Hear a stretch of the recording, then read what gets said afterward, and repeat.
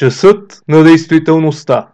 Предаване предназначено за тези, които предпочитат да изоставят измислената реалност, поръсена с обилни и безкрайни количества захаросен оптимизъм и да приемат действителността такава каквато е, наричайки нещата с техните истински имена, без политкоректност и въздържаност. Предаване за интелектуалците, човеците с обективна, безпристрастна мисъл, която не е обременена с идеологии, предпочитания и слабости към партии, режими, страни, политици и идеолози. За човеците, чието мисли не се повлияват от средствата за масова дезинформация и манипулация, от партийна пропаганда, от силов натиск и натрапените лъжи, представени като истина. Моят призив е: четете, търсете истината, съпротивлявайте се и дръжте съзнанието си будно и отворено към света. В океана от дезинформация, лъжи и манипулация, часът на действителността е спасителния ви пояс.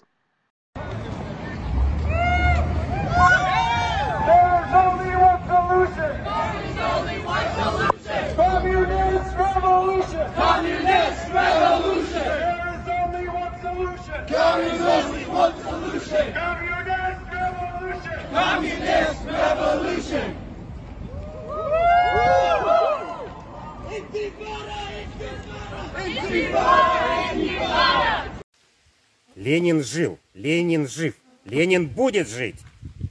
Сега тук говори колегата от БСП, той каза, че милее за народа. Нека да е така, всички да милеят за народа, но знаете ли, баба ми беше комунистка, нямам нищо против, но БСП, те трябва от сутрин до вечер да се извиняват на народа, всички комунисти.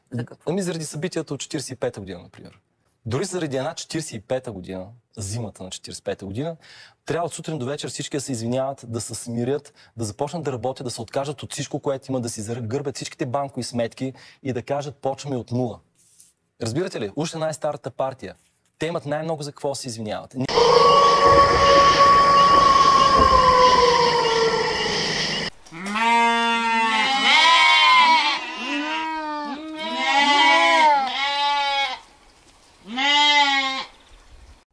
Този същия Зеленски сега в Париж се прегръща с Макрон, а всички други се прегръщат.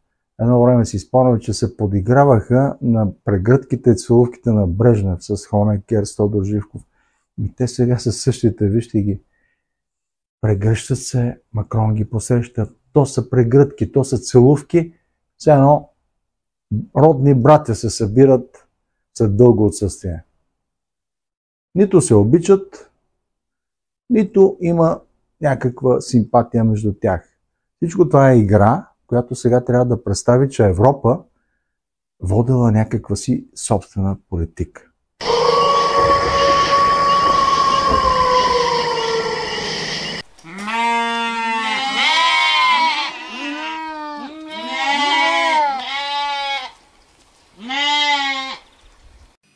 Този наш индивидуализъм, този заложен развит, отгледан до роля на първ инстинкт, по-силен от инстинкта за самосъхранение или негова проявна форма, инстинкта за спасение поединично, много силно развит по време на робството и вместо да бъде поизчистен, доразвит по времето на комунистическия режим.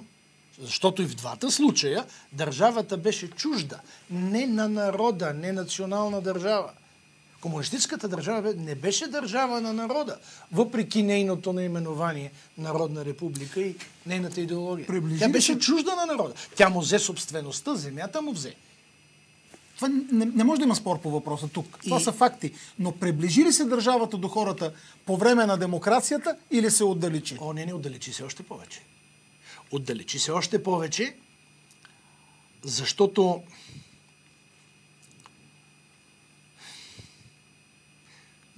прехода не беше заченат и не беше от осъществен смисъл за хората. Той беше започнат под външен натиск и осъществен от нашите хора за нашите хора. И този модел продължи да се повтаря. Да, нашите на една определена клика, кръг, партийна върхушка. Но това отново стана възможно у нас, макар подобни процеси в по-малка степен да имаше и в другите социалистически страни, стана възможно у нас в тези огромни и, за съжаление, лоши като резултат размери, заради нашия индивидуализъм, неспособността ни да реагираме колективно. Тия дни отбелязваме за пореден път Деня на Съединението. Съединението, както и независимостта, и двете ги отбелязваме в рамките на 2 седмици през септември, са от малкото големи национални постижения, които сме постигнали с собствени или почти само с собствени сили. Но и двете символизират най-големите ни слабости. Неспособността да действаме съединено, колективно, това за което говорих, всъщност големия проблем на гражданското общество, колективна реакция, колективна съпротива, общонародна нетърпимост към конкретен безобразник или, което е по-важно, към явления, към процеси на безобразие. Защото ако не е този, ще се намери друг, който да се впише в явлението. Процесът трябва да се спира, да му се реагира. И ужасната ни склонност към търсене на зависимости. Външнополитически, партийни, местни. Българина се чувства изоставен, ако се усети независимо. За нашата съвременна психология независимостта е нещо като на кого ме оставяш. Какво ще правя сам? Не искам да съм независим, защото нямам доверие в силите си, че мога да се оправя сам. Много страшно е това, което Това е много голям проблем. Страшно е това, което казваш. Той ни обрича на притичване, както е в почти цялата ни следосвобожденска история, след една или друга велика сила. Да, в условията на демокрация постигаме забележителния резултат да притичваме едновременно след 2 или 3 велики сили, ама има разлика между това да балансираш между 2-3 велики сили, да си почтен, но и отстояваш националните си интереси партньор, и с Турция, и с Русия, и с Европейския съюз, и с Съединените щати, с НАТО в по-широк смисъл. Това някои народи го постигнаха. И то го постигнаха по един забележителен начин. И разлика, казах, има между това и онова да притичваш, да се слагаш. За нашите представители в ООН се казваше, че гласуват за, преди американците да са предложили. Това не е ново. Едно решение. Но това, за съжаление, не е ново явление. И в този смисъл най-много се бои от констатацията, че повечето от кусурите на демокрацията ни не са съвсем нови. Те са си наши кусури от предишната ни демокрация, след освобожденската, от уния 50-60 години. Но има една огромна разлика. В края на този период България е една високо развита за времето си и за европейските критерии държава. 1939 година България е една от най-развитите държави в Европа. Днес е по-слабо развита дори от държави, които не участват в Европейския съюз. И нямам предвид Норвегия и Швейцария. Сравнявам с нашата черга съседна. Ти каза обаче нещо, мене ме стресна това, което каза. Едно от нещата, мене ме стреснаха повече от едно неща, но едно от нещата, които ти каза, аз мисля, че това е дълбоко проникновенно схващане и, как да кажа, откритие, за мен е откритие. Твоята констатация, че българина се чувства, че когато е независим, българина се чувства изоставен. Има ли някакъв особен, за съжаление, в един народопсихологически план да го кажа, някакъв сирашки дух, някакво сирашко усещане за това, че трябва да имаш някой закрилник, ама го нямаш? Писател си, Сашо. Много хубава формула, много хубав израз сирашко усещане. Не мога да го кажа по-добре. Ние, за съжаление, винаги си търсим покровител. Ние нямаме доверие в собствените си сили. Включително защото, нека повторя, единични са тези наши значими постижения исторически, които са резултат от национални, собствени, задружни сили, както казва апостола, каквито са съединението, независимостта. Независимостта е малко въпрос на политически курназлък, смелост, но съединението е класически пример за национален подем и смело осъществен от народа обаче, от широки народни маси, разбира се, със своите водачи, и Захари Стоянов и така нататък. Комунизма много ни лиши от някои от тия качества, много ги ампутира, а при демокрацията възможностите за още по-безнаказано крадене допълнително нахраниха тези отрицателни тенденции. Кражбата храни злите сили в душата на народа. И затова едно от нещата, които ние просто трябва да направим спешно като народ, е рязко да намраним краденето. Да, ние имаме поговорка от държава и от баща не е грях да откраднеш. Никой в Англия не може да я разбере, дори ако е преведа на приличен английски език на някоя конференция. Как така, защо от баща ще крадеш? Ти говориш, че там говорят на баща си на вие, ти му кажеш, че мога да крадеш от него. А от държавата пък съвсем как? Това пък съвсем не мислим. Че можеш да вдигнеш ръка да посегнеш на полицай, на учител, на лекар. А тия неща в демокрацията взехме да ги правим, за съжаление, все по-често. И завършвам с това, с което всъщност май започна нашия разговор. Всичко това се дължи на жестоко намалената роля на интелигенцията, на хората, които могат да говорят ценностно на сънародниците си. И да им звучат достоверно, не измислени, не фалшиви, не вчера появили се. Отгледани водачи, доказали се хора, вече доказали се преди да тръгнат да правят политика, управление или поне да говорят за важните неща на нацията. Защото те, част от тях, неща да се занимават с управленско губене на време, вършат важни работи на своята си нива, научна, художествено-творческа. Не е ли индивидуализъм все пак и това? Интелигентът е индивидуалист. Но интелигентът е нужен на нацията, за да я води колективно.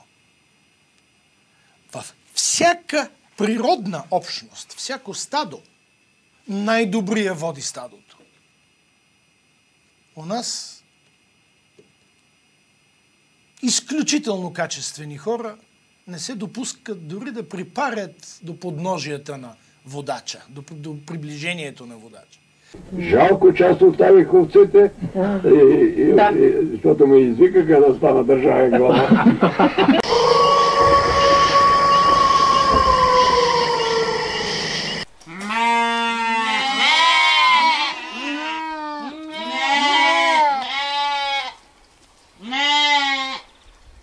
И всъщност, разбира се, ще споменем и идеологическия разпад на Запада, в който имаме нова форма на засилване на тоталитарни тенденции, които бяха немислими до 10 години. Ограничаването на свободата на словото, на свободата на изразяване.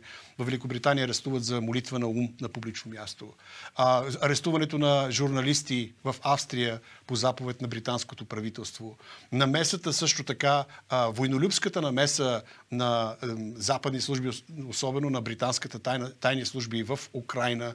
От друга страна имаме идеологически елемент. Знаем, че в продължение на години се натрапваше на централноевропейските, ако кажем източноевропейските народи, идеята за еднополов брак, за смяна на пола, някакви идеи за трансхуманизъм, в който човека... Сатанинското направление, което е в европейската, в кавички, политика. Да. Ние знаем, че европейската цивилизация, европейските ценности, това са християнските ценности. Точно така, да. Наследили този процес на облагородяване на обществото от християнската И тук е интересно да споменем, че техният патрон е Санкти Адалберт, и това е на латински, е Свети Адалберт, един мисионер, патрона на организацията. На организацията чешката, която е инициатор на проекта. Да.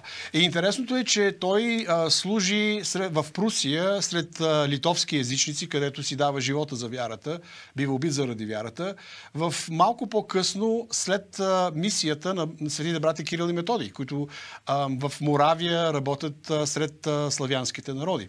което е един, макар и преди хилядолетие, но също така символ на нуждата от поглед на България към централноевропейските ни съседи. Народи, с които ние сме имали взаимоотношения през годините, обща история, езиците ни са много близки.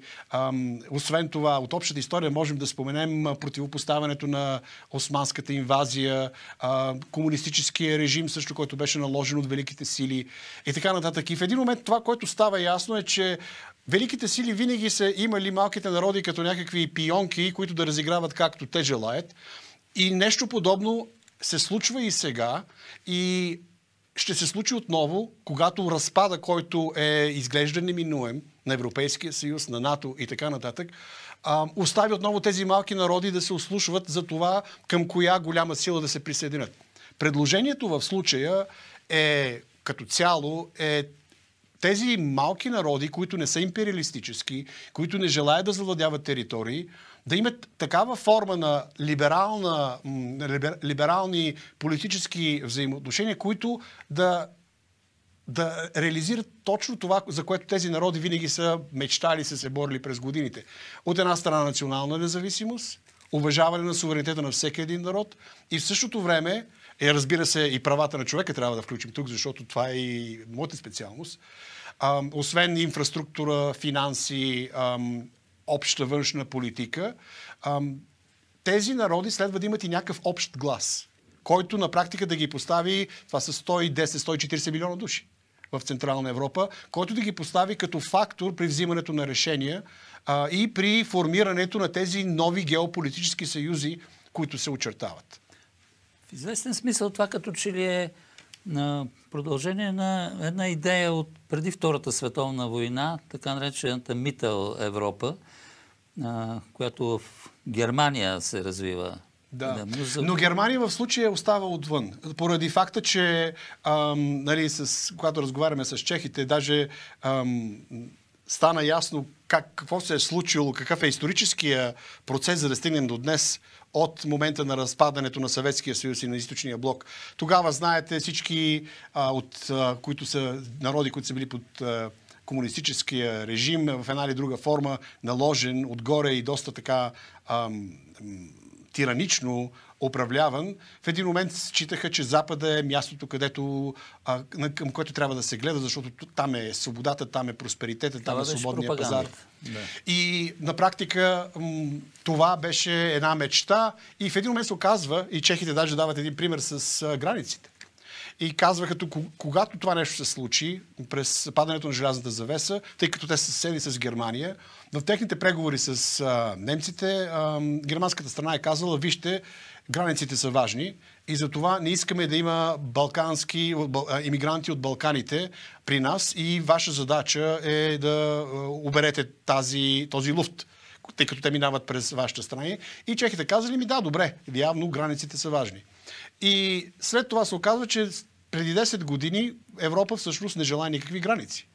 И всъщност иска да вкара имигранти, които нямат нищо общо, и то насилствено едва ли не, централизирано, без да се допита до народите. Призива на Меркел, която всъщност се оказва, че и тук вече в тези политики, в последните години ние виждаме едно тотално различие в това, което Запада изповядва като ценност или което би следвало да е наследил като ценности. И тук говорим за... Което на думи пропагандира като ценност. И което на практика е една така девиация от истинските ценности на Запада. И в един момент имаме една елитарна класа, която е решила, че след като е получила овластяване, веднъж от народите с доста неясни лисабонски договори и така нататък, те могат да правят каквото си искат и на практика отново да има някакво разпределение на благата, в които блага Франция, Германия, Великобритания до някъде, но те излязоха, но все пак имат влияние в Европа, да получават така лъвския пай, докато за народите от Източна Европа оставаше да снабдяват ефтина работна ръка. И в един момент всички тези процеси, особено с пропагандното настъпване на тази идеология на трансхуманизъм, на хомосексуални бракове, еднополови бракове, както те ги наричат, на парадиране, на превръщането на сексуалната неморалност, дори да ги наречем предпочитания в политическа категория, в правна категория като основно човешко право на практика предизвика... И привилегирована група, която заемаше много съществени постове в ред държави на така наречената либерална демокрация. Ами да, мисля, че... Дори в Щатите и тук, и в България. Разбира се. И това е идеологическата...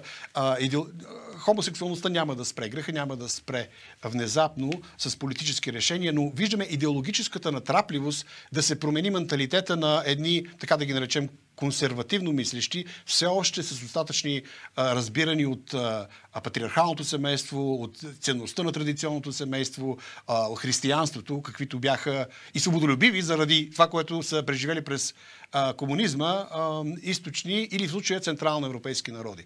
Интересното е, че това, с което ние тук се справяхме в България в продължение на няколко години с Истанбулски конвенции, с всякакви опити за законодателно въдворяване на нов менталитет на хората, на нови ценности, това се оказва... Извратяване на децата. Това беше една атака срещу съзнанието, на душевния свят на детето, на най-беззащитното. Това е абсолютно престъпление. Това се случва. Аз бях на няколко конференции в Унгария, в Чехия, в Словакия. Доста напрегнато беше миналата година за мен, в края на годината. Но това са проблемите и с това се сблъскват всички централноевропейски държави. Чехия, Словакия, Унгария, Полша. Т.е. този натиск да се превърне, да този прогресивизъм, така наречен, този лоукизъм, ако трябва да преведем думата, това е новата класова борба за установяване на някакво ново равенство, което никой няма да бъде установено. Неокомунизъм. Неокомунизъм, неомарксизъм е всъщност това, което се случва. Термините няма значение. Винаги битката е била между добро и зло и добро управление, грижа за народа от страна на управниците и терор и контрол на тях. Ние имаме нужда от това да не бъдем винаги някакъв васал. Било то на Съветския съюз, било то на Брюксел и така нататък. Ами, ние... тук има една особеност от последните 10 години, която е благоприятна в това отношение, че примера на Унгария, на Чехия в определен период, на Словакия, на Полша, с много техни действия, беше много добре възприет в България.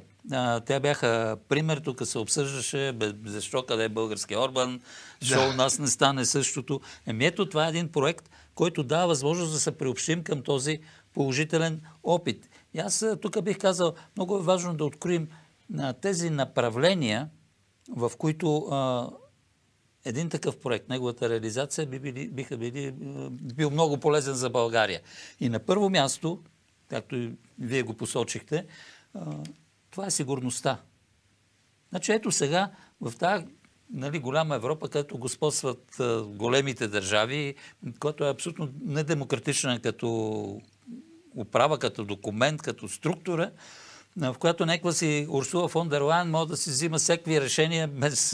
И Макрон да минава с наполеоновите си войски през териториите. И сега се опитват буквално да ни въвлекат във война.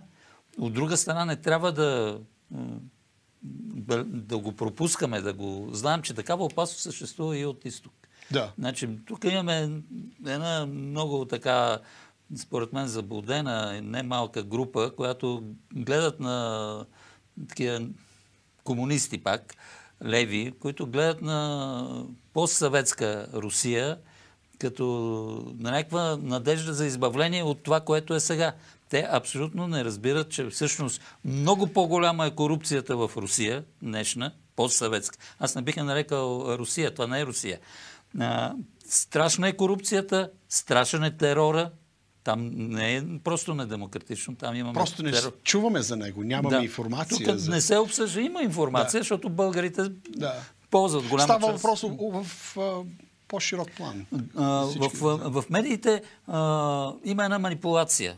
От една страна, това Русия е абсолютното зло, обаче изкарват Русия като зло, не това постсъветско образование, с всичките негативи от комунизма, но по-лошо от комунизма, а въобще Русия.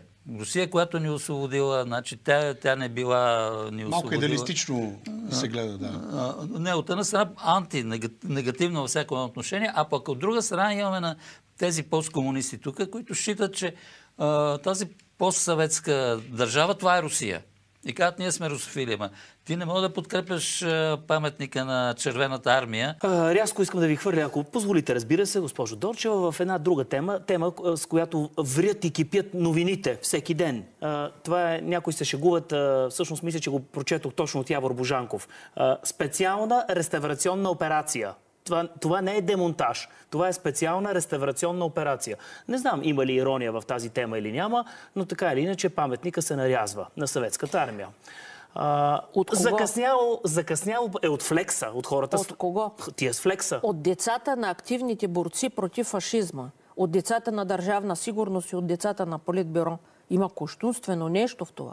Това означава, че тия хора никога не са вярвали в никакви идеи, че са могли да служат на всяка кауза и на всеки господар. И че сега, сложени като безгръбначниците, правят точно това.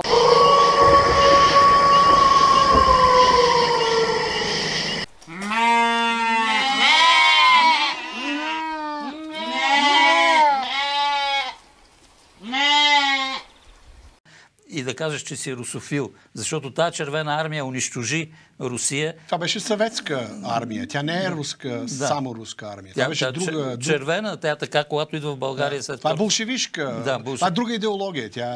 Тя която унищожи Русия. Която, всъщност Русия е страната, която даде най-много жертви, най-тежко изживя този болшевишки преврат. Там са 10 000 свещеника има убити. Да. Аз като чух тази цифра направо... Да, и самото зло, нали, знаем за катинските разстрели, колко хиляди поляци е една много малка част. Лагерите на Сталин, гражданската война, това е изтребление на хора. Някак си е лесно да се забравят тези факти, да бъдат насметени по чергата. Така че ето това доказва и тезата, аз дори го споменах в моята реч по време на конференцията, че има едно нездраво делене, исторически заложено в българския политически обществен дискурс на разделяне на русофили и на русофоби. Тоест, ако сме с Запада, трябва да сме против Русия, ако сме против Русия, против Запада. И мисля, че едно включване, и сега искам да поясня, между другото, че този проект не е насочен непременно срещу Европейския съюз. Нито срещу Русия. Нито срещу Русия. Дори в правната рамка на Европейския съюз, такива съюзи са възможни и са допустими. Идеята е тогава, когато започне да се разпада Европейския съюз и НАТО, което изглежда е въпрос на време. Въпрос на време. Да има организация. Да има нещо, което да поеме тази липса и то да защити интересите на централноевропейските народи. Да, и тогава, ето виждате силата на случая. Това е една форма на революция, която обаче не е кървава революция, тя е финансова революция. И с парите винаги са оказвали едно благотворително въздействие. Сега, ако преди в Съветския съюз начинът на действие беше малко нека да използваме тази руска дума, крут и насилнически, с насилие, с голаци и така нататък, в случая сякак изглежда това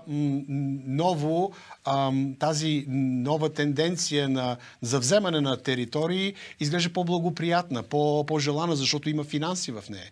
Има някакво обезпечение. Но в същото време хората са наясно тогава, когато имаме ясно атака срещу семейството, срещу децата, срещу свободите, срещу свободата на изразяване, срещу свободата на словото, от които централноевропейските народи са били лишавани в продължение на години.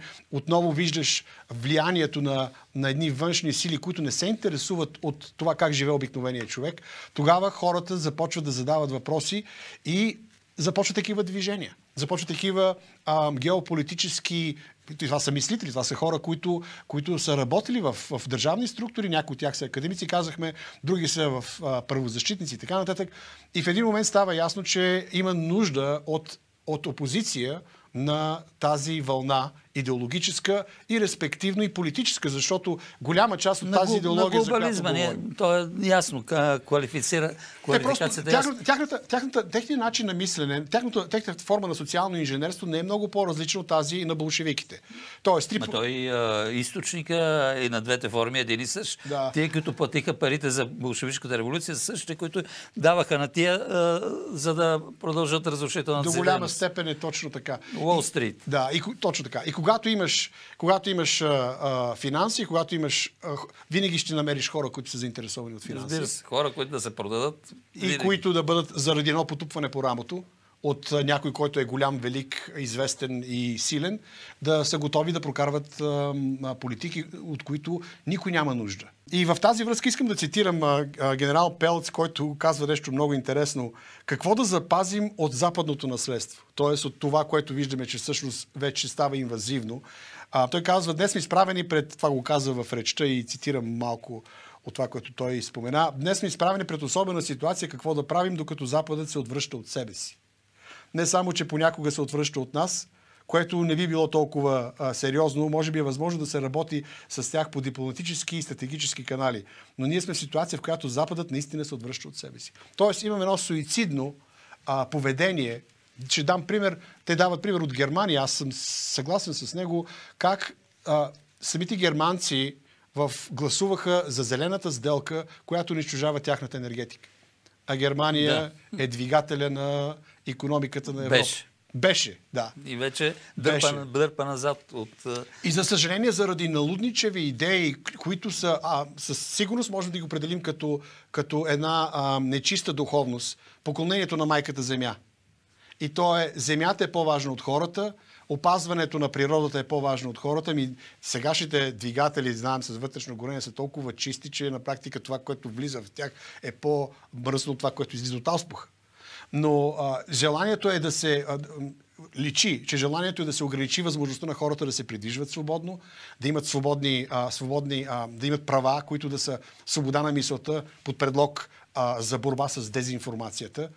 Те са тези, тези властващи, които държат държавните органи, ще контролират това какво хората да чуят и да разберат, което е типично за тираничните режими. Предполагам, сте чували за така наречените 15-минутни градове. Да. Какво означава 15-минутния град? Една от псевдонационалистическите партии във Варна, нейният представител обяви, че тъй като се настанят там в съвета, при местните избори, тяхна цел ще бъде да изграждат каква наглост 15-минутни градове. Какво означава това от гледна точка на моята експертиза за правата на човека? Това означава... Затвор. Точно така. Отнемане на свободата на придвижване на хората, която е една от основните свободи в демократичните и свободни общества. Възможността ти да пътуваш където искаш, когато искаш, както искаш, спазвайки, разбира се, съответните закони и ограничения, които са достатъчно разумни, за да не бъдат нещо като един такъв прогресивен затвор. Нека да го наречем. Прогресивен затвор, в който ти имаш право да се движиш само до 15 минути с кола от място, където живееш, иначе започват сурови глоби. Това е един мек тоталитаризъм. Те даже не само прогресивен затвор, ами те и прогресивна смърт така изобретиха, защото много хора загинаха от тия ваксини. Страшно много хора. Аз се радвам, че го споменавате това нещо, защото Световната здравна организация даже по времето на COVID, така наречената COVID криза, когато се ограничиха правата на придвижване, отнеха се конституционни права, които бяха отнети тогава, имаше дебати и тогава и ние също застанахме срещу тази форма на непроверена тирания след първите месеци, когато трябваше да се ориентираш. Има ли наистина нещо или няма? След това стана ясно, че говорим за една сериозна грипна епидемия. Грипа изчезна, дойде ковида. Всички сме наясно с този факт. И тогава това, което видяхме е, че те са готови буквално това, което се случи, и аз това съм го казвал и в други телевизии, които не им харесва това нещо, видяхме, че Конституцията в един момент беше дерогирана и без много дискусии от самите народни представители и здравният министър, който чрез главния здравен инспектор, който е лице свързано с Световната здравна организация, на практика отмени конституционни права на хората. Правото на събиране, правото на работа, правото на придвижване. Свобода на словото. Свободата на словото беше ограничена с една заповед на министър. Докъде се простира юрисдикцията на министъра? Само до неговото министерство. Той може да издава заповеди само в рамките на своето министерство. Заради страха, който те нагнетиха и заради отстъплението от конституционния строй на българските управници, това, което се получи, че Световната здравна организация, чрез своя представител, дали да не го наречем агент, който контактува с здравния министр, на практика заобикаля Народното събрание, заобикаля Конституцията и превръща страната в един, както го нарекохме, прогресивен затвор. И те много се радваха, но в крайна сметка видяхме, че здравия разум наделя. Но това, което те планират, всъщност тази Световна здравна организация, е на практика точно това. Отново контрол. Като оплашиш хората за здравето и за живота им, тогава най-лесно можеш да ги противопоставиш един на друг и да ги превърнеш в послушни марионетки. Благодаря ви, господин Костов, за така интересното разяснение на този от своя страна изключително интересен и полезен, така би го определил, проект, който се надявам, че ще бъде възприет положително от българските граждани като една действителна реална алтернатива. Ние нямаме нужда Червената армия да идва тук, както много си мечтаят, за съжаление. Още един въпрос искам да ви задам. Вие споменавате, че ходите често в Англия. В Англия, в Америка пътувам постоянно. Периода на COVID-кризата, какви бяха вашите впечатления?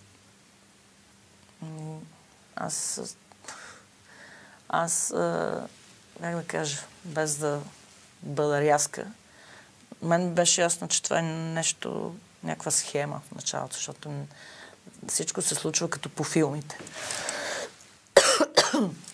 Измислица. Да. Точно както сме гледали филми за зарази, за затваряния, изведнъж това стана на живо. Все едно копират някакъв филм, който сме гледали и всичко едно към едно. И това беше пълен стрес за всички първоначално, след което имам приятели доктори, поговорих с тях. И това, което те ми казаха, че искали да ги вакцинират задължително по болниците. И те, много от тях са били против. И казаха, тук има нещо гнило в цялата работа. И викам, не знаем какво ще стане. Нещата са много сериозни, защото отгоре ни се налагат неща, които няма искаш, не искаш. И самите хора тогава бяха много оплашени и те не знаеха какво да правят. Лекарите. И също това, което те, сме си приказвали за това, че им разрешаваха да правят аутопсии. Цяла Европа беше забранено и в България също. Ние тук Барбар Пецка с мъжете и ние тук, каквото се прави там и тук. А пък, говорейки с хора, които правят аутопсии, те казват, че тая професия е създадена точно за това, като има някакъв проблем медицински и като се направи аутопсия, тогава проблема се вижда откъде е. А забраниш ли да правиш аутопсия, от тук нататък си затваряш очите пред други проблеми, които ти се налагат. Това е мошенничество, самия факт. Точно така, да. Сега Тръмп, едно от първите му решения беше да излезе от Световната здравна организация. Добре е направил. То на всички стана ясно, че това е една измамна схема. Та е една организация, която налага такива правила, че явно разумните хора излизат оттам. Той преди години беше казал, че още предния път, като беше президент, че им спира финансирането от държавното. И те му мернаха, тогава дигнаха му мерника. Да. Спомням си. И то се видя какво става с тази Световна здравна организация. Показаха си рогата. Начало на Световната здравна организация стои един етиопец, Тедрос Гебреесус, който е комунист, терорист от така наречения фронт за освобождение на Тигре, една провинция на Етиопия. И в днешното правителство на Етиопия го издирва за престъпление срещу човечеството. Това го четох някъде и се чуда защо такива хора им се разрешава да бъдат на такива длъжности някъде. Точно това е. Не е случайно. Да. Защото явно ще искат от него същото да прави, което е в неговия менталитет. Това е човек без морал, без...